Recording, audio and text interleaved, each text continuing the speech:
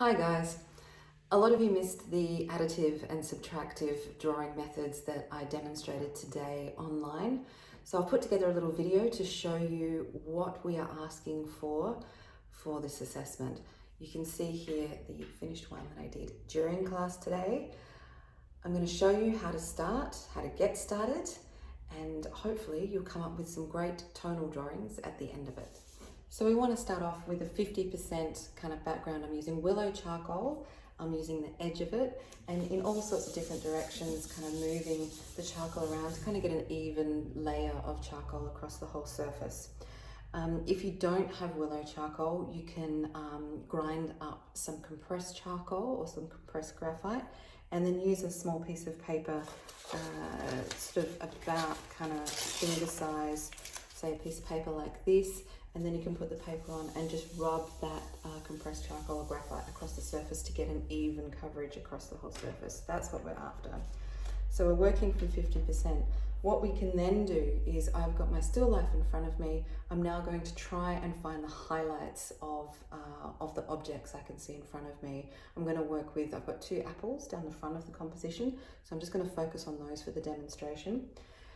As you can see, I've got my kneadable eraser, and I'm going to bring in the areas of highlight that I can see on the apple in front of me.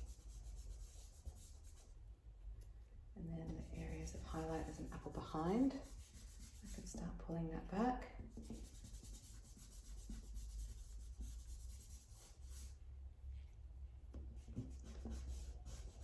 It'll never come truly back to white, but that kind of adds to the kind of nice tonal effect of this technique. I've got some nice reflected light off of the surface of the table.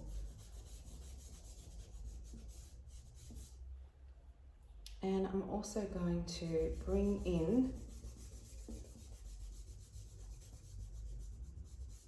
the white areas of the table I can see, but leave the shadow areas.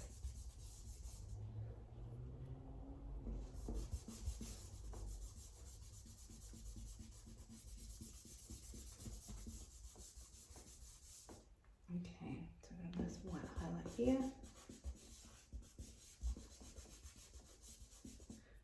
Okay, once you've got your highlights kind of coming in, you can then come back in with your willow charcoal and start looking for shapes. You're looking for shapes of tone. You're not necessarily trying to find the outline as we've been doing with our other drawings.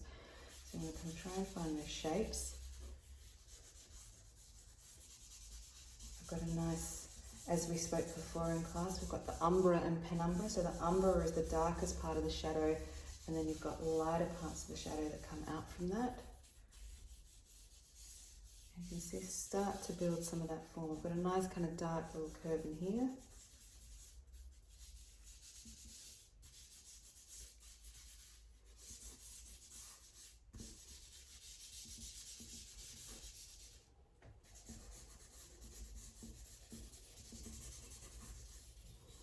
So using this technique, you can actually start to get, even though it looks quite random at the moment, the great thing about this randomness is that you can move things around quite easily. If I wanted to go over this, all it would take is just going over with the willow charcoal. Once you've gotten to this stage, you can then come in with compressed charcoal. Once you've got these darker charcoal bits coming in, you'll find that the whole composition will start to lift. So you can see darker kind of areas coming in of the apple. Nice little kind of dark area here.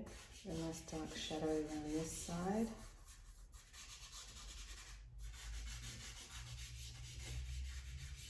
And then coming around here. We can then, and this is moving very quickly, obviously I expect you to spend more time than this, it should be a 3-hour drawing. Then we can come in, say with a charcoal pencil, this is a 2B, and say I want to put in a little stalk, I can then come in with my little stalk kind of area. If you're finding it hard to control, you don't want to put your hand on this because it will smudge. You can either use a piece of paper and put it there and draw, or you can use a marl stick. I use this all the time when I'm painting with oil paints. The stick comes across the easel and then it gives you something to rest your hand on. Once you've got this kind of basic area, then you can kind of come in with some some hatching techniques.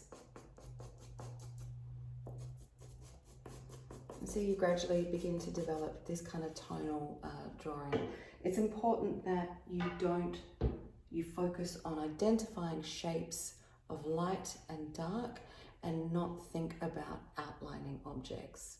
It's really important to consider that. I wish you all the best. If you have any questions, please get in contact with me, but hopefully this helps and shows you a way to get started on your tonal drawing.